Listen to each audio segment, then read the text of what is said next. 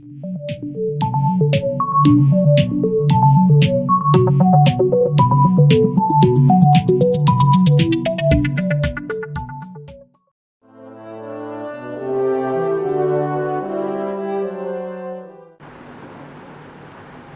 Students, अस्सलाम वालेकुम। पुट असां फस्ट चैप्टर जी जेका हिकिड़ी टॉपिक के बाक़ी सॼे चैप्टर्स खां अलावा असांजी रहियल हुई, मां तव्हांखे चयो हुयुमि त एट दी एंड असां उन टॉपिक खे सम्झंदासीं। पुट उहा टॉपिक असां अॼु जी क्लास में कवर करण वारा आहियूं हलिया, empirical formula and molecular formula. Basically तौर ते पुट तव्हांखे हिन टॉपिक सां रिलेटेड जेके थियरी हूंदी उहा बि सम्झणी पवंदी, हिन टॉपिक सां रिलेटेड जेके न्यूमरिकल्स हूंदा आहिनि, जेका कैलकुलेशन हूंदी आहे हली, उनखे बि सम्झणो पवंदो हलियो। त पुट पहिरीं स्टेप में असां हिननि टर्म्स जे मक़सद जी माना कढंदासीं, उन खां पोइ एम्पिरिकल फार्मूला ऐं मॉलिक्यूलर फार्मूला सां रिलेटेड जेके न्यूमरिकल्स थींदा आहिनि, जेके कैलकुलेशन्स हूंदियूं आहिनि, उन्हनि कैलकुलेशन्स खे सिखंदासीं हलिया। पुट तव्हां कोई बि कंपाउंड हूंदो आहे, असांखे ख़बर आहे उहो कंपाउंड कंहिं एलिमेंट्स जे मिलण सां ठहंदो आहे।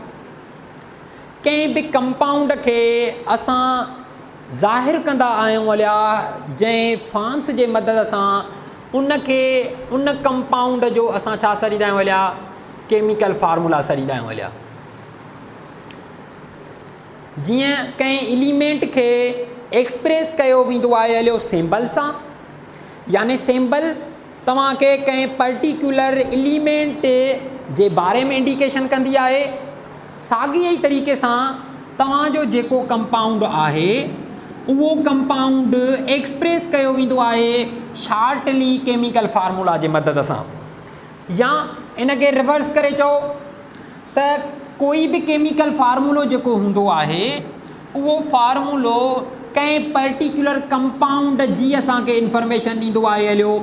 कहिड़ी इंफॉर्मेशन ॾींदो आहे हलियो?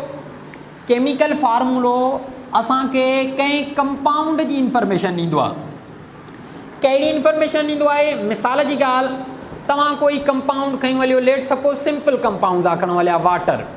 उन कंपाउंड जो केमिकल फार्मूलो लिखियोसीं असां H2O। कंहिं बि कंपाउंड जो केमिकल फार्मूलो असांखे कहिड़ी इंफॉर्मेशन थो ॾिए? हीउ हिकु कंपाउंड आहे जंहिंजो नालो वाटर था खणूं, इन कंपाउंड खे रिप्रेज़ेंट कयूं था H2O सां। त पुट हीउ जेको फार्मूलो ठाहियो आहे असां वाटर जो, इहो फार्मूलो असांखे हिन कंपाउंड जी कहिड़ी इंफॉर्मेशन थो ॾिए? ॾिसो, हिन फार्मूले में सिर्फ़ु इहा ख़बर पवे थी त हीउ जेको कंपाउंड वाटर आहे उहो हाइड्रोजन एलिमेंट ऐं ऑक्सीजन एलिमेंट जे कॉम्बिनेशन सां ठहियलु आहे। हिन कंपाउंड में हाइड्रोजन जे ॿिनि एटमनि सां ऑक्सीजन जो हिकु एटम जुड़ियल आहे हलियो। यानी केमिकल फार्मूलो तव्हांखे इहा इंफॉर्मेशन ॾींदो आहे, ॿिनि तरह जी इंफॉर्मेशन थो ॾिए। शार्टली चऊं त हिकु असांखे इहो थो ॿुधाए त असांजो पर्टिकुलर कंपाउंड कहिड़नि एलिमेंट्स जे कॉम्बिनेशन सां ठहियलु आहे। छो त असां पढ़ियो होसीं पुट त कंपाउंड हमेशह मुख़्तलिफ़ एलिमेंट्स जे कॉम्बिनेशन सां ठहंदा आहिनि हलिया। कहिड़ो बि असांजो कंपाउंड हूंदो उहो एटलीस्ट 2 या ॿिनि खां वधीक एलिमेंट जे कॉम्बिनेशन सां ठहियलु हूंदो। त केमिकल फार्मूलो असांखे इहा इंफॉर्मेशन ॾींदो त असांजो जेको कंपाउंड आहे उहो कहिड़नि एलिमेंट्स जो ठहियलु आहे हलियो।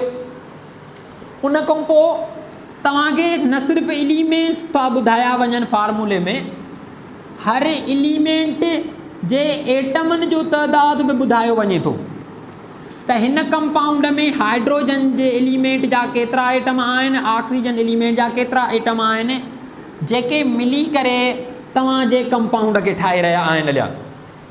त सिंपली केमिकल फार्मूलो जेको हूंदो आहे उहो एलिमेंट्स ऐं उन्हनि एलिमेंट्स जे एटमनि जो तइदाद असांखे ॿुधाईंदो आहे हलियो। हाणे केमिकल फार्मूलो जेको आहे बेसिकली इन जा घणा टाइप्स थींदा आहिनि हलिया पुट? 2 टाइप्स थींदा आहिनि हलिया।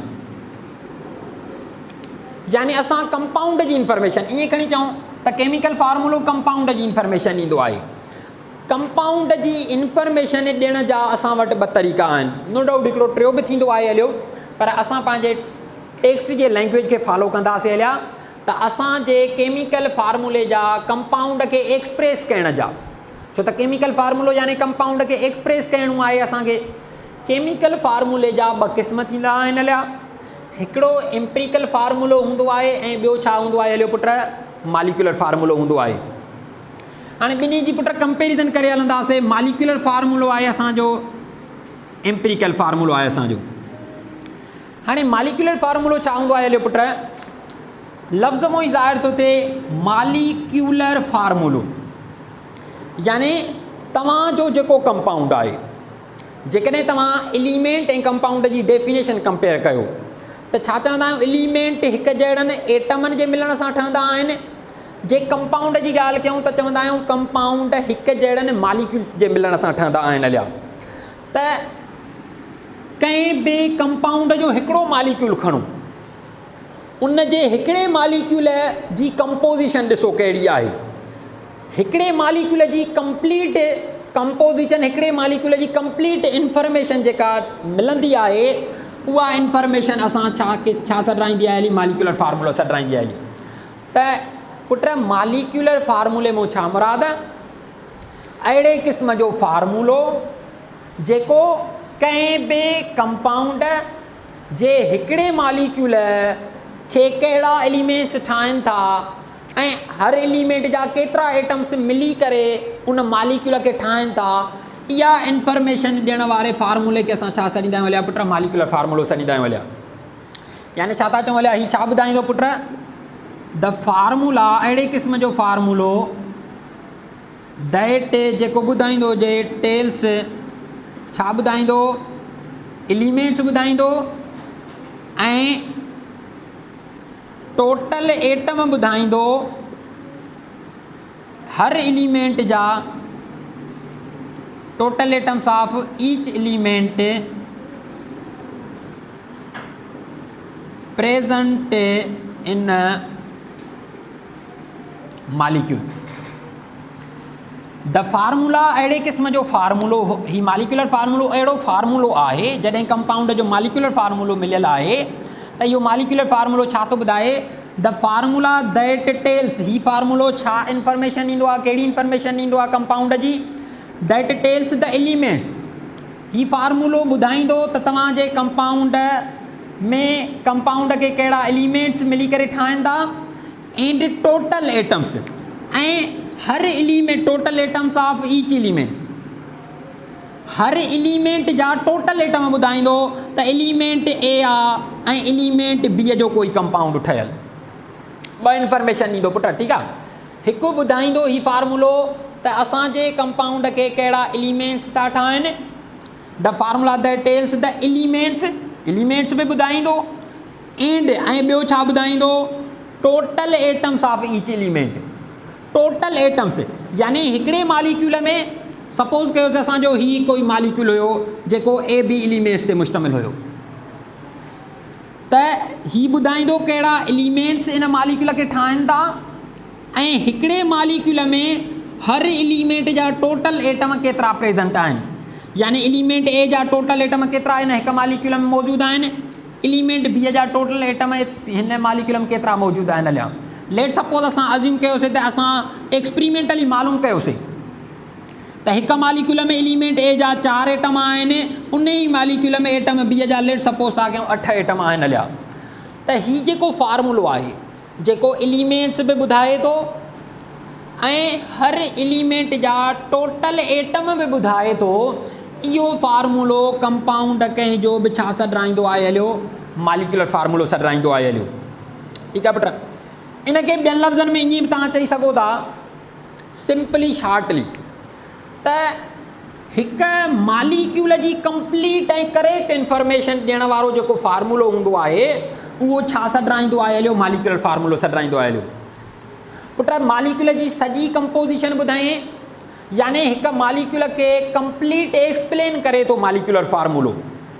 त अहिड़ो फार्मूलो जेको कंपाउंड जे हिकु मॉलिक्यूल जी कंप्लीट इंफॉर्मेशन ॾींदो हुजे, मालिक्यूल जी एक्चुअल कंपोजिशन ॿुधाईंदो हुजे, कंप्लीट इंफॉर्मेशन ॾियणु यानी उनजी सही इंफॉर्मेशन थो हुजे, एक्चुअल उनजी इंफॉर्मेशन ॾिए थो हुजे। त कंप्लीट इंफॉर्मेशन ॾियण वारो, एक्चुअल इंफॉर्मेशन ॾियण वारो जेको फार्मूलो हूंदो आहे हलियो, उनखे कंपाउंड जो छा सॼो ईंदो आहे हलियो, मालिक्यूलर फार्मूलो।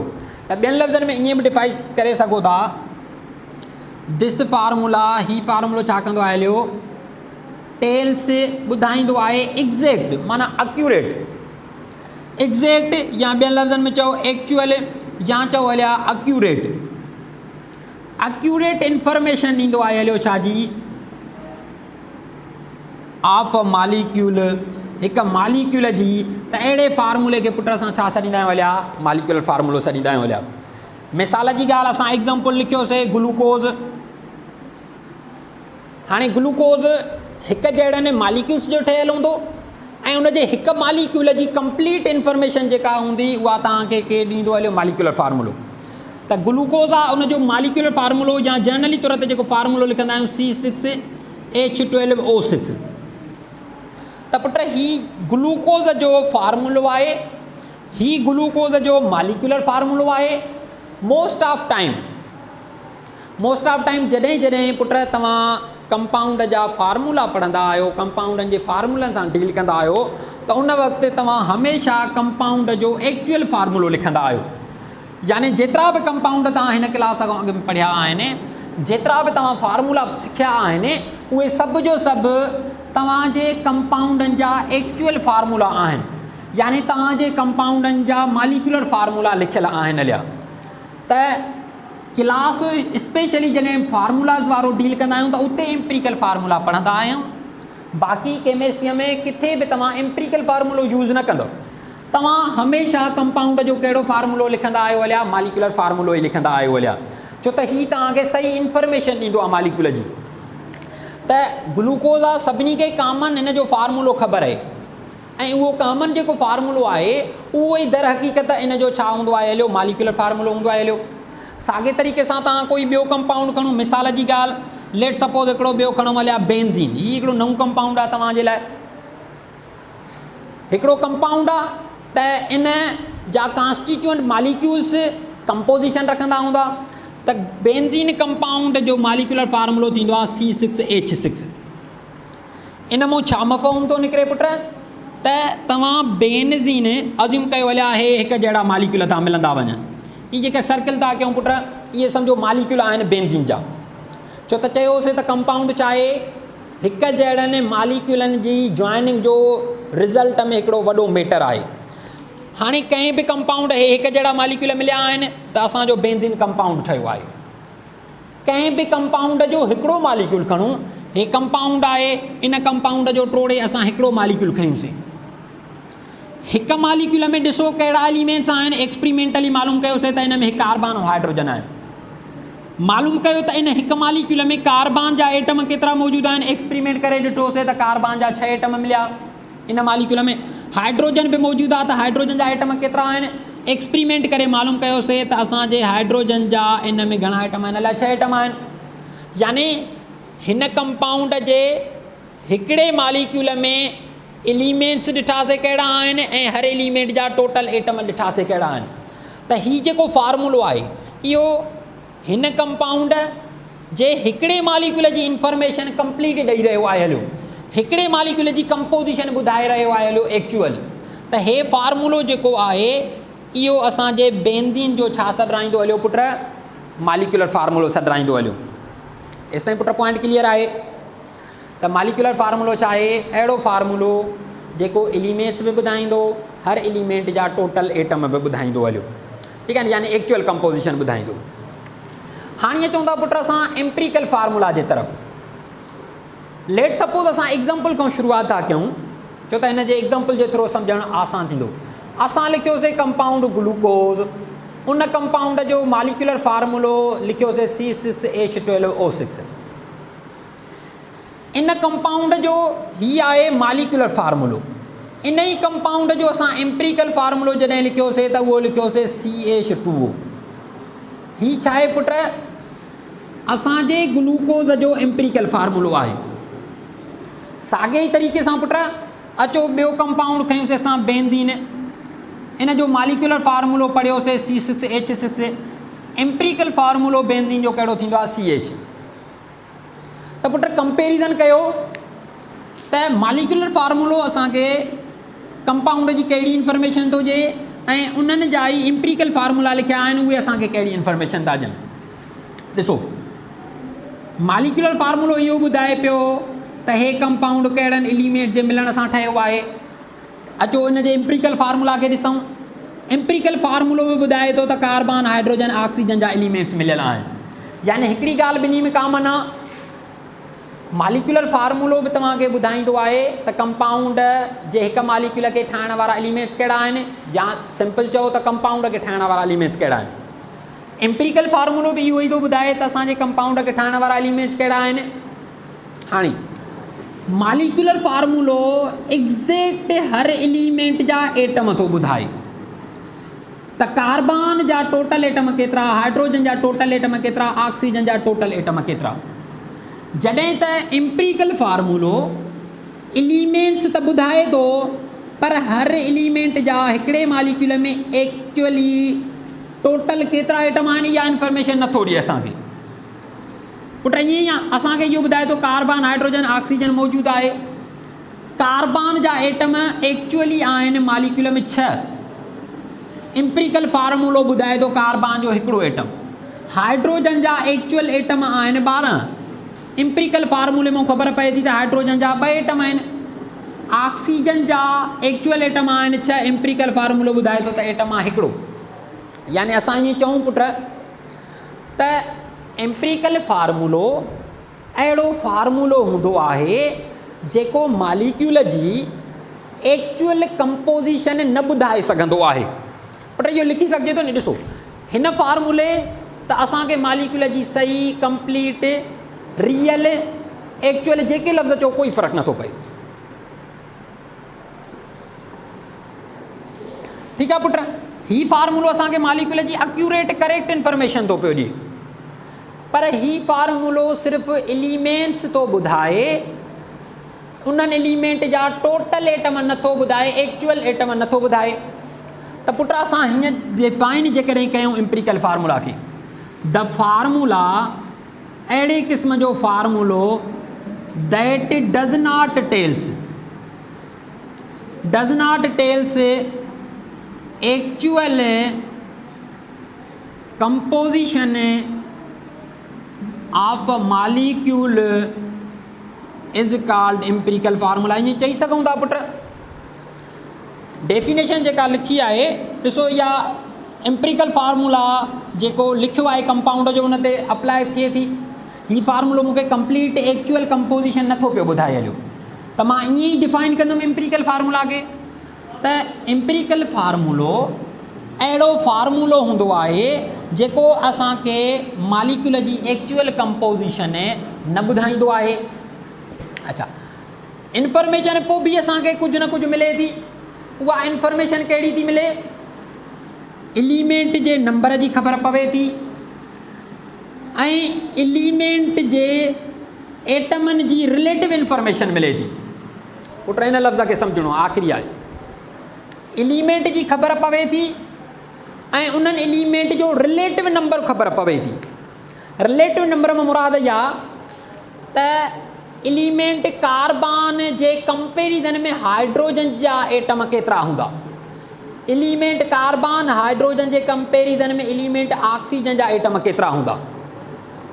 ॾिसो, कार्बन जो हिकु एटम आहे, हाइड्रोजन जा 2 एटम आहिनि। इन जो मक़सदु छा त तव्हांजे मालिक्यूल में कार्बन जे एटमनि खां हाइड्रोजन जा एटम छा आहिनि? डबल प्रेज़ेंट आहिनि। यानी हिन जी एम्पिरिकल फार्मूलो इहो ॿुधाए थो त कार्बन ऐं हाइड्रोजन जो रिलेटिव नंबर ॿुधाए थो त कार्बन जे कंपेरिज़न में हाइड्रोजन जा एटम केतिरा हूंदा।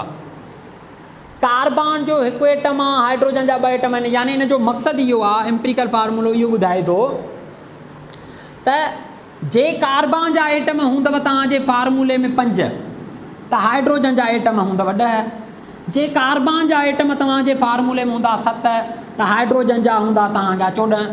यानी जस्ट एक्चुअल नंबर नथो ॿुधाए, असांखे एम्पिरिकल फार्मूलो रिलेटिव नंबर थो ॿुधाए त हिन एलिमेंट जे एटमनि जे कंपेरिज़न में हिन एलिमेंट जे एटमनि जी क्वांटिटी केतिरी हूंदी ऐं हिन एलिमेंट जी एटमनि जी क्वांटिटी केतिरी हूंदी। ॾिसो ऑक्सीजन ऐं कार्बन जी जेकॾहिं रिलेटिव नंबर ॾिसूं त जेतिरी क्वांटिटी कार्बन जे एटमनि जी आहे एम्पिरिकल फार्मूलो ॿुधाए थो ओतिरी क्वांटिटी ऑक्सीजन जे एटमनि जी हूंदी। हे जंहिं बि कंपाउंड जो एम्पिरिकल फार्मूलो आहे एम्पिरिकल फार्मूलो इहो थो ॿुधाए पुट त हीउ जंहिं बि कंपाउंड जो एम्पिरिकल फार्मूलो लिखियलु आहे हीउ फार्मूलो इहो बि इंफॉर्मेशन थो ॾिए त कार्बन जा जेतिरा हूंदा एटम ऑक्सीजन जा बि तव्हांजे कंपाउंड में ओतिरा हूंदा एटम ऐं हाइड्रोजन जा एटम कार्बन ऐं ऑक्सीजन जे एटमनि खां डबल मौजूदु हूंदा। असां एक्चुअली जॾहिं हुनजो फार्मूलो ॾिठोसीं त ॾिसो कार्बन जा बि 6 एटम ऑक्सीजन जा बि 6 एटम हाइड्रोजन जा घणा एटम हिन लिया 12 यानी हाइड्रोजन जे एटमनि जी क्वांटिटी कार्बन जे एटमनि खां डबल आहे ऑक्सीजन जे एटमनि जी क्वांटिटी कार्बन जे एटमनि जेतिरी ई आहे यानी हीउ फार्मूलो एक्चुअली कंपोजिशन त नथो ॿुधाए हीउ फार्मूलो रिलेटिव नंबर थो ॿुधाए त कार्बन जे एटमनि जे कंपेरिज़न में हाइड्रोजन जा एटम घणा हिननि जे कंपेरिज़न में ऑक्सीजन जा एटम छा हूंदा हलिया घणा हूंदा हलिया। ठीकु आहे पुट त अहिड़ो फार्मूलो जेको रिलेटिव एटमनि जो नंबर ॿुधाए एक्चुअल न रिलेटिव एटमनि जो नंबर ॿुधाए त अहिड़े फार्मूले खे पुट असां छा सॾींदा आहियूं हलिया एम्पिरिकल फार्मूला सॾींदा आहियूं हलिया। त ॿी पॉइंट असां इहा लिखी सघूं था put the formula that tells relative number of atoms of each element हर एलिमेंट जो रिलेटिव नंबर ॿुधाईंदो इज़ कॉल्ड उनखे असां ई छा सॾींदा आहियूं हलिया पुट एम्पिरिकल फार्मूला सॾींदा आहियूं हलिया। पुट इहे ॿई स्टेटमेंट्स क्लियर आहिनि हलिया। ॾिसो हिनखे एक्चुअली तव्हां जेकॾहिं डेली लाइफ जे मिसाल सां कंपेरिज़न कयो मिसाल सां एम्पिरिकल फार्मूला यानी एम्पिरिकल वे सां तव्हां इंफॉर्मेशन ॾियूं कंहिंजी मालिकुलर फार्मूला यानी कंहिंजी मालिकुलर वे सां तव्हां इंफॉर्मेशन ॾियूं। लेट सपोज़ मां क्लास में चयो त क्लास में गर्ल्स जो नंबर बॉइज़ खां डबल आहे हाणे इहा इंफॉर्मेशन मां ॾिनी क्लास में इन इंफॉर्मेशन इहो ॿुधायो त क्लास में गर्ल्स बि मौजूदु आहिनि क्लास में बॉइज़ बि मौजूदु आहिनि एक्चुअली बॉइज़ केतिरा आहिनि एक्चुअली गर्ल्स केतिरा आहिनि इहा इंफॉर्मेशन इन स्टेटमेंट में नथी मिले। मां छा चयो त गर्ल्स जे कंपेरिज़न में बॉइज़ जो नंबर डबल आहे माना इन जो मक़सदु इहो आहे त जे गर्ल्स 5 आहिनि त क्लास में बॉइज़ 10 आहिनि जे गर्ल्स हिकु क्लास में त बॉइज़ 2 आहिनि पर मां क्लास जी सही इंफॉर्मेशन त न ॾिनी नी मां छा ॿुधायो गर्ल्स ऐं बॉइज़ जो रिलेटिव नंबर कंपेयर करे ॾेखारियो क्लास में कंपेयर करे नंबर जेको ॿुधायो वियो उहो इहा इंफॉर्मेशन कहिड़ी मां ॿुधाई हली एम्पिरिकल इंफॉर्मेशन ॿुधाई क्लास जी। ठीकु आहे ऐं जेकॾहिं मां ईअं ॿुधायां त क्लास में 4 गर्ल्स आहिनि 8 बॉइज़ आहिनि हाणे मां कंप्लीट करेक्ट इंफॉर्मेशन ॿुधायां थो क्लास में स्टूडेंट्स जी त जेको एलिमेंट्स ऐं उन्हनि जी रिलेटिव नंबर ॿुधाए उहो एम्पिरिकल फार्मूलो जेको एलिमेंट्स ऐं उन्हनि जो एक्चुअल नंबर ॿुधाए उहो कंपाउंड जो छा सॼो वेंदो हलियो मालिकुलर फार्मूलो सॼो वेंदो हलियो। जेको एक्चुअल कंपोजिशन ॿुधाए जेको एक्चुअल कंपोजिशन न ॿुधाए उहो असांजो छा हूंदो हलियो एम्पिरिकल। हीअ बि एलिमेंट्स ॿुधाईंदो हीअ बि एलिमेंट्स ॿुधाईंदो हीअ एटमनि जो एक्चुअल नंबर ॿुधाईंदो हीअ एटमनि जो रिलेटिव नंबर ॿुधाईंदो या ईअं करे चवलिया सिंपलीस्ट रेशो ॿुधाईंदो। ठीकु आहे पुट त इहो तव्हांजो कंपाउंड छा हूंदो हलियो एम्पिरिकल फार्मूलो। एसि ताईं पुट पॉइंट क्लियर आहे हली। Molecular formula and empirical formula कुछ अहिड़ा बि कंपाउंड हूंदा आहिनि जिन जो मालिकुलर फार्मूलो ऐं एम्पिरिकल फार्मूलो साॻियो थींदो आहे।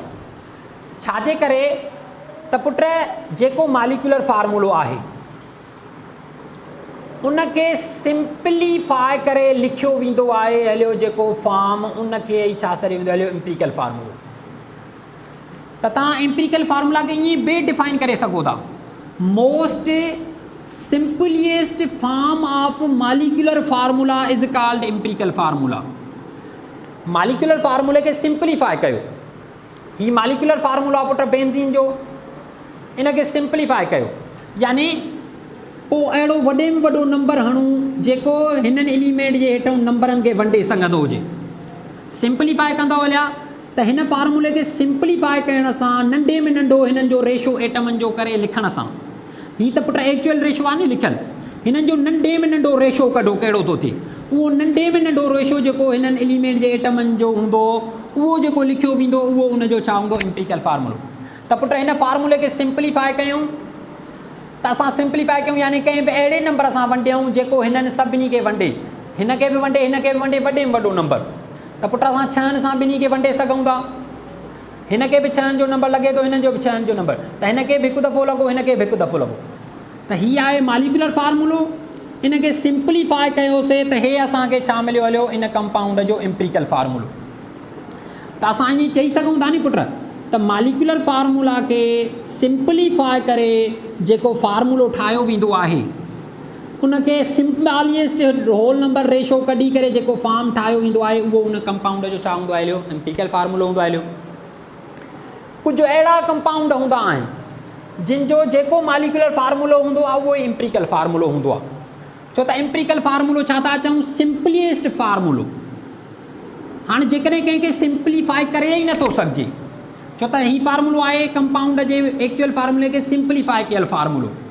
जेकॾहिं कंहिं फार्मूले खे सिंप्लीफाई करे ई न सघिजे त उनजो मक़सदु इहो हूंदो त उनजो मालिकुलर फार्मूलो ऐं एम्पिरिकल फार्मूलो साॻियो थींदो। मिसाल जी ॻाल्हि 16 में 16 मिसाल खणूं हलिया शुगर जो। तव्हां